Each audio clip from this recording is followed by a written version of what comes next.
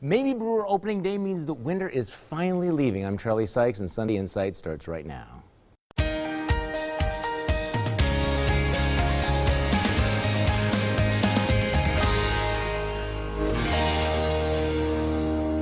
Good morning and welcome to Sunday Insight. In the week that was, the Badgers get some wins in the NCAA tournament. The president visits the Pope and gets a lesson on religious freedom. Speaking of religious freedom, the Supreme Court heard arguments on a legal challenge by Hobby Lobby to the Obamacare mandate that employers provide coverage for abortion-inducing drugs.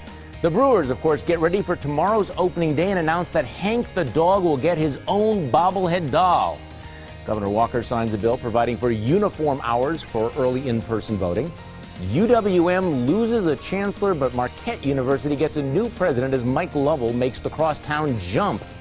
A ruling by an NLRB official could open the door to unionize college football players. A new poll shows Obama hitting new approval number lows, and the administration extended that March 31st deadline to sometime in April. It's the 38th delay or change in the law. But first, the Marquette University Law School poll shows that Governor Scott Walker is leading his Democrat challenger Mary Burke by 7 points. That's up 1 point since the last poll in January. Most voters, 59%, say they still don't know much about Burke, a member of the Madison School Board. The poll found a small drop in Walker's approval rating from 51% back in January to 47% in March. But the poll also found that 54% of Wisconsinites think the state is headed in the right direction. On other issues, the survey found continuing strong support for requiring a photo ID to vote, for gay marriage, and a higher minimum wage. Joining me on our panel this morning, the Milwaukee Community Journal's Michael Holt, former State Representative Michelle Litchens, political strategist Linda Bruin, and media trackers Brian Sickle. We'll start with you, Brian. What's your takeaway from that poll? Well, the Marquette poll, I think, Charlie, is fascinating because it shows that after spending millions of dollars, by Republicans spending millions of dollars, and the Burke campaign even launching their own ads, Mary Burke is still widely unknown by a majority of Wisconsin voters. I think this is going to have Democrats scratching their head. How do we have something like this where Governor Walker still seems to be kind of in the gray area? I think he's fine, but he's clearly not solidified that independent voting needs to win. But yet Mary Burke seems to be having a lot of trouble gaining traction. And this was the candidate that was supposed to be perfect because she was focus group before they announced her candidacy. Okay, but the conventional wisdom is, and I've asked this on the radio, as well, an incumbent that polls below 50% is considered to be vulnerable, and yet with all this campaigning and with a big tax cut, Scott Walker is still 2 points below 50%. So is he in trouble? That's because Governor Walker, I think, is going to spend the next few months here in Wisconsin, going across the state, as he's already done as governor, but now in campaign mode as candidate Scott Walker, and he's going to begin to sell that tax plan over and over and over Linda again. Brown. Well, I think that the state is highly partisanized. There's a lot of people who they're going to vote for anyone other than Scott Walker. There'll be a lot of group only voting for Scott Walker. And I think that the difference here, or the key here, will be those independent voters who would swing either way once they get to know Mary Burke. Will they like her? And while I agree with that she was at 59%, I believe, right now. She was at 70% of people not knowing who she was, Mary Burke, excuse me, back in January. It's almost April. So she's moved, but if you take that tracking, she's not going to have enough name recognition in November. So they do have to make some major changes. Did you just make up the word partisanized? Yes. Okay, just wanted to check. Okay, right. Michelle. Frankly, I'm surprised it's not closer. Yeah. But I think what we're going to see happen and what we're seeing in the poll is that Republicans are highly motivated to turn out this fall, and Democrats are very demoralized. So to see that her number is down to 41% when you would think it'd be a little bit higher, but just naturally with the number of people who don't like Scott Walker. So I think we're going to see that play out. Okay, Michael Holt. I'm surprised that you're surprised. I thought that he would start pulling away around this time because she really has not been able to present herself in a positive manner. Since the Journal said no, PolitiFact is such a blast at her first commercial, saying that she was lying, I think that really hurt her. And the budget has just been passed, and Scott Walker can really tap into that. Okay, just seriously, here's a reality check. PolitiFact does not hurt or help anybody. But it is interesting, and going back to Lynn's point in her new word about how the partisan division in Wisconsin, you would expect that anybody but Walker would be polling in the mid-40s. So what does it say about Mary Burke that after running for how many months now, and she has been on the air, that she's only 41%, and that's got to be an indication that she is just not cracking through, that there's just not a connection. Now, she came up with a jobs plan that was pretty much completely ignored here. But, and I think it does go back to this, that here's somebody who was selected because of her resume and because she was focus grouped and everything, and it was, sort of a paint-by-number candidate. But that's not the way politics really works. Part of the problem is she doesn't listen to her advisors. Barack Obama sent his team here, and then she turned around and dissed him. Yeah. So, I mean, I think they're starting to withdraw a little bit. People who are unknowns can win a lot, can win elected office, whether it's Barack Obama or Russ Feingold. Yes. The problem is when we talk about 59-41, we're talking about the percentage of people who know her and don't know her. We're not talking about the people who know her and like her or know her and dislike her. So she's got a lot of ground to make up, and that is a big problem for them. Can it possibly be done? Yes, but you're going to have to spend a lot of money and be on the air a lot of time. Okay, how do you think? There was a couple of very interesting numbers. I mean, 60% of the voters say that they are in favor of the photo ID, but strong support for increasing the minimum wage and very strong support for legalized gay marriage. Are the Democrats going to be able to exploit those last two issues? I don't think they are, Charlie, because Mary Burke has not shown she's going to be an aggressive candidate. Right now, she's trying to not tick off people too far in the center and the independent votes. She wants to try to get the left behind her, but she's not doing anything to really rally them. I don't think she's an effective messaging candidate. She released a 40-page jobs plan this week. What was in it? Well, we saw she rehashed some of the successful ideas that Governor Scott Walker, Senator Fitzgerald, Speaker Robin Vos have enacted, but she's done nothing of her own that's really an original plan to Mary Burke. I don't think she's someone who's going to be an innovative candidate, and that's bad news for Democrats. So what has your glass half full this week, and what has your glass half empty? Let's go around the table. Michael Holt. It's half empty because it's been a longer than long winter. It's half full because Brewer baseball starts this week, which means grand slams and sunshine are just around the corner. And if the weather doesn't improve, at least we have a retractable roof at Miller Park that shields us from the cold. Michelle Litchens. My glass is half full because 49% of the country believes an employer should be able to opt out of providing contraception if that violates their religious beliefs. But it's half empty because 40% of the country believes their right to free contraception trumps the religious liberty of others. Linda Bruin. Well, my glass is half empty because a Colorado private school suspended a 9-year-old girl for shaving her head to support a friend with cancer. But my glass is half full because the school board grew some compassion and lifted the suspension. Yeah, they were shamed into it. Brian Sickma. Well, my glass is half full because Wisconsin managed to avoid that financial boondoggle known as high-speed rail. But my glass is half empty because now, 2 years later, Republican Congressman Tom Petri wants to give the Obama administration money to develop high-speed rail projects across the country.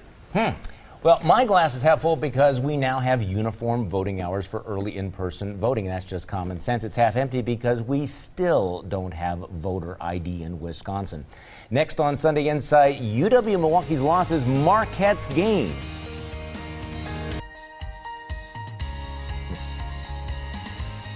Well, how's this for a March surprise? UWM Chancellor Mike Lovell makes the move across town to become the first layman to be president of Marquette University. Until recently, only a priest could head the Jesuit school, but Lovell, who's been UWM's chancellor since 2011, is a devout Catholic who cited his spirituality in explaining his decision to take the new job. Lovell will face some immediate challenges, including finding a new basketball coach and filling key administrative positions at the school. Your take, were you surprised?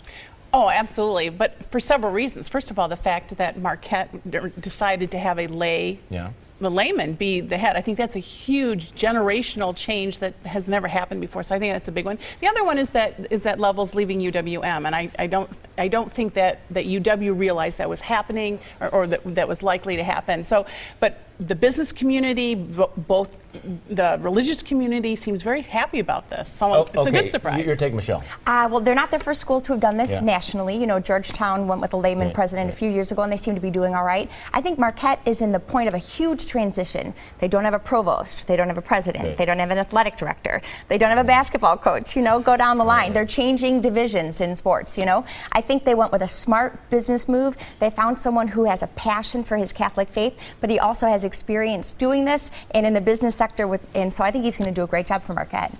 Michael Holt. Well, I'm a UWM alum, so I was a little bit disappointed because here is a person who was actually trying to elevate, you know, UWM to another level.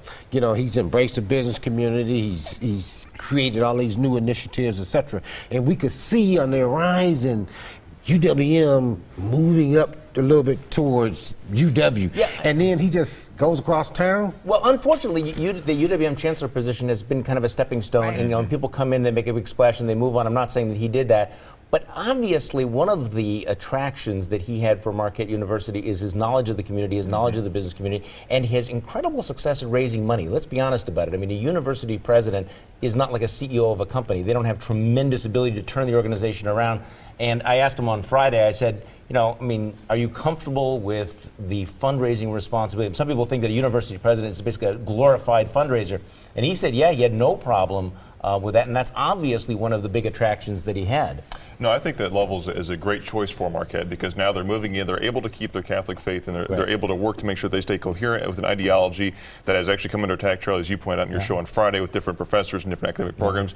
He's going to be able to continue to further their mission, but at the same time, he's somebody who has a lot of experience in Wisconsin and in Milwaukee in particular, and he's someone who's kind of been able to work his way up through the ranks. This is a tough thing to say, you know, keep the Catholic identity, because as Catholic colleges all over the country, Notre Dame, Georgetown, Marquette, always have to do that balancing act between the mission of the university and how Catholic are you. What is the Catholic identity? Well, and that is a big debate, I think, as we go through the ongoing debate in our society and culture about faith and how that interacts. And even as we had the Hobby Lobby case, there's more cases coming out about how do you actually live out your faith in the public square. And even for those of us that are non-Catholics, we do respect those who embrace their faith boldly and who lead out on that. And I think that's where Level offers something that's very worthwhile and respectable for Marquette to take advantage of. Well, I agree.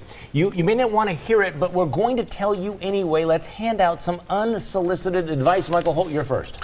I returned from a 2-day education symposium in New Orleans to be greeted by a $51 airport parking bill. My advice to supervisors, lower the rates or you'll watch me and many others parking across the street at the shuttle lots. Yeah, maybe you ought to read the signs. Michelle Lichens. If you're a white male who feels guilty for being a white male, you just missed the white privilege conference held in Madison yesterday. But don't feel too guilty, though, because you help subsidize it with your tax dollars. Linda Bruin. Well, my advice is to Malaysia Airlines, who compounded the tragedy of their lost airplane by sending brief text messages to family members informing them that none of those on board survived. Sending such devastating news in a text was cold and cowardly. Brian Sickman. Well, my advice is for Mary Burke. She's the Democrat running for governor. If you're running against a Republican, don't make academic research by a top Mitt Romney advisor a key part of your jobs plan. You just may get labor unions and liberal bloggers upset at you. Well, since we're stealing stuff from UWM, Mike Lovell might want to think about bringing Rob Jeter along with him. Just saying. Be sure to vote on Tuesday. Yep, there's actually an election. We'll talk about who and what is on the ballot.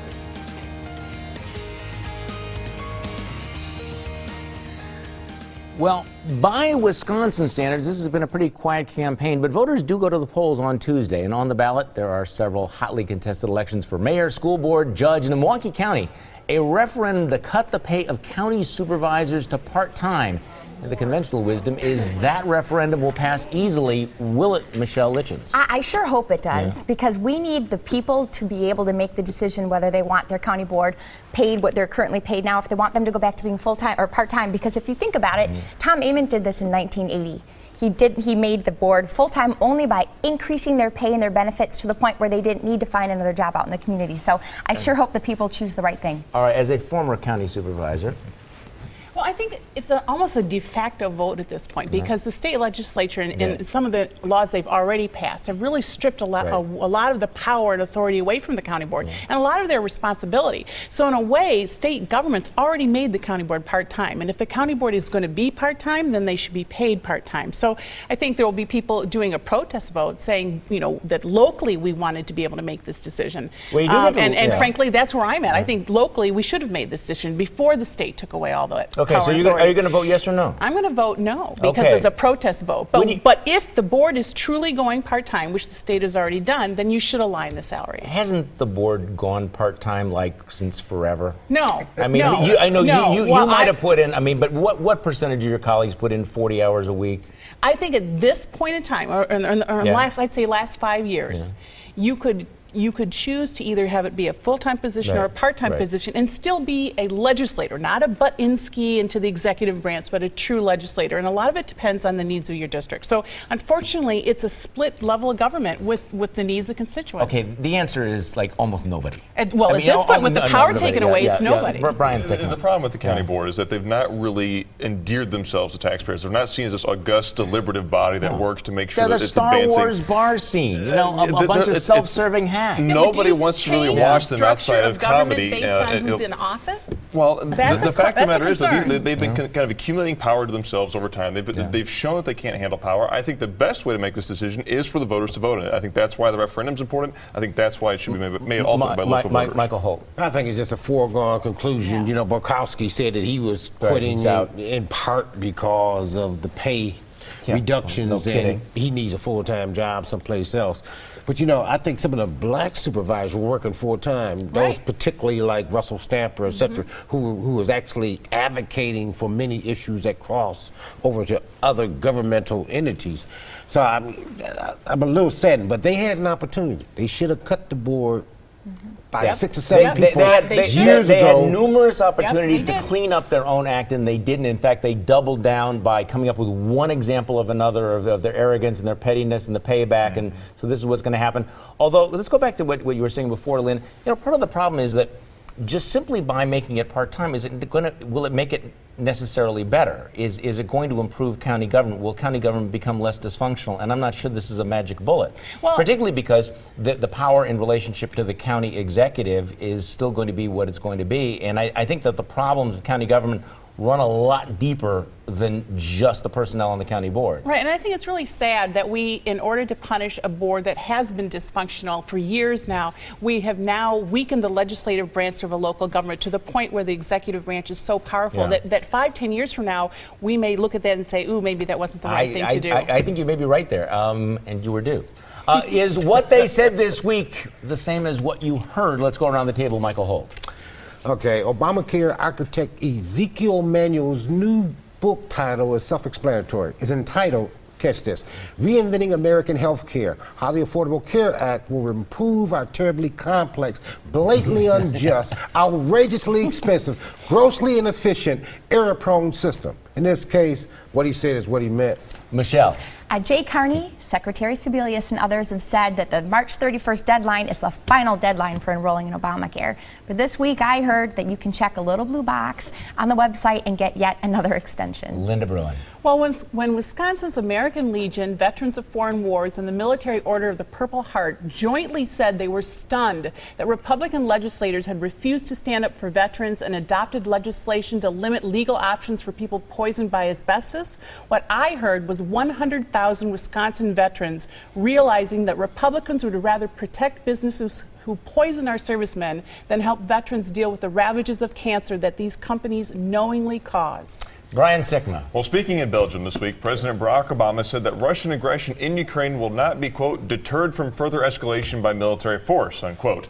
Well, what I heard was the president removing the demonstration of strength from the table of diplomatic options.